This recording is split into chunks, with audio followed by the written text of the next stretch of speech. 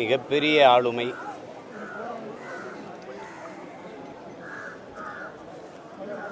இந்திய துணைக்கண்டத்திலே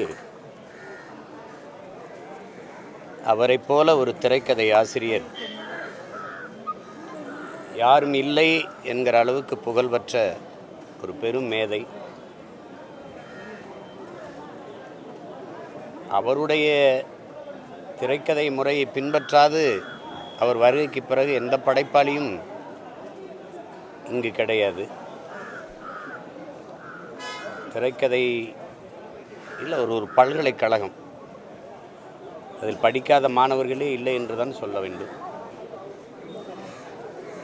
அவர் எடுத்த படங்களிலெல்லாம் ஒவ்வொரு படங்களிலும் அவர் தொட்ட கதையும் அவர் திரையில் சொன்ன அந்த திரைக்கதை முறையும் பெரிய வரவேற்பை பெற்று பார்த்தவர்களெல்லாம் வியப்புக்கு ஆழ்த்திய காவியங்களை படைத்தார். எங்களுடைய அப்பா இயக்குனர் இமயம் பாரதிராஜா அவர்களுடைய முதல் மாணவனாக வந்து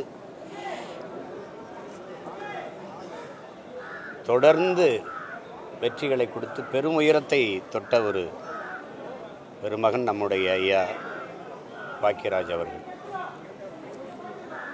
செய்தி மிகுந்த அதிர்ச்சியாக இருந்தது. ஏன்னா சிலர் பொய்யா கூட செய்தியை பரப்புவாங்க, அப்படி இருந்திருக்கக்கூடாதான்னு மனம் எண்ணியது.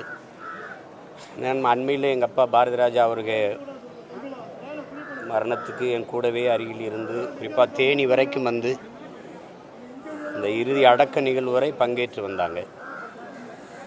காலையில் அதிகாலையில் நடைப்பயிற்சிக்கு போய் திரும்பி வந்து சாதாரணமாக பேசிகிட்டு இருக்கும்போது தான் இந்த துயர முடிவு நிகழ்ந்திருக்குது. அது பெரிய வருத்தத்தை தருது. தம்பி சாந்தனு வந்து நான் ஜெயிக்கணுங்கிறதான் அவருடைய கனவு. ஆனால் நான் ஜெயிக்க போகிறத பார்க்காமலே அப்பா போயிட்டாங்கன்னு அழும்போது உங்கள் மனசே பதறுது, ரொம்ப வலியை தருது. இப்படி ஒரு மகத்தான ஒரு கலைஞனை, பழகுவதற்கு ஒரு எளிய இனிய மனிதரை நாம் இழந்திருப்பது ஈடு செய்ய முடியாத ஒரு பேரிழப்பு.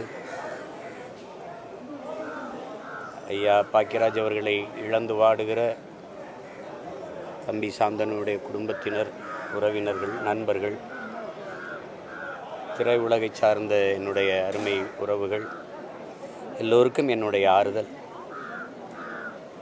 போற்றுதற்கும் வணக்கத்திற்கும் பெரும் மதிப்பிற்கும் உரிய ஐயா பாக்கியராஜ் அவர்களுக்கு என்னுடைய இறுதி வணக்கத்தை, புகழ் வணக்கத்தை செலுத்துகிறேன்.